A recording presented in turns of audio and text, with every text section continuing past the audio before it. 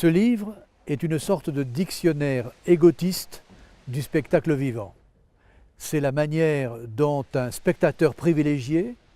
qui a pu à l'occasion aussi être un programmateur, peut parler d'une centaine d'artistes qui, dans les 4 dernières décennies, ont foulé la scène de ce théâtre. Ces artistes, c'étaient des gens du music hall, des chanteurs, des gens de la comédie,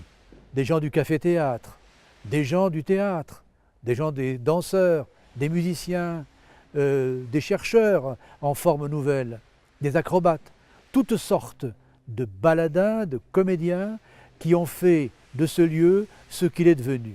La question était de savoir si la recension de tous ces artistes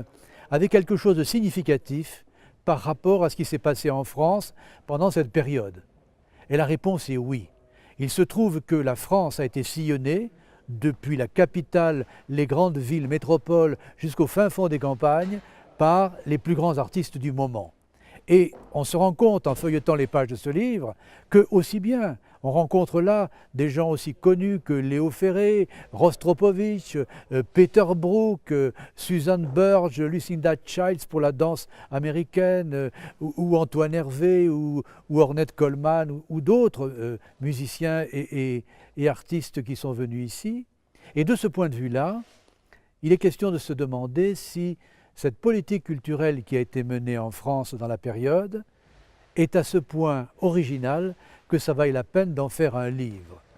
Parce que si on va au-delà de ces rencontres et de l'énumération de ces artistes, on se rend compte qu'on peut aussi se poser la question de ce qu'était le théâtre de ce temps, la musique de ce temps, qui les a conduits jusqu'à nous, et comment les formes qui naissent aujourd'hui sont engendrées par celles d'hier. Et de ce point de vue, on peut aussi se dire que nous avons peut-être vécu dans cette période-là très dense, très concentrée, un des grands moments de la vie culturelle française. Parce qu'en fin de compte, s'intéresser au spectacle vivant, ça n'est pas seulement s'intéresser à quelque chose d'éphémère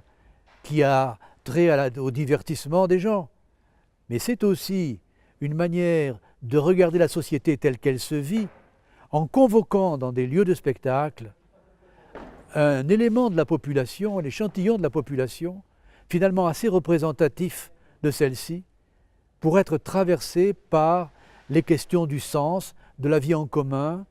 dans sa dimension politique et poétique. Politique au sens du vivre ensemble, autour des choses qu'on partage en commun, et poétique parce que ce qui fait la mémoire du spectacle vivant, c'est l'émotion que l'on a ressentie.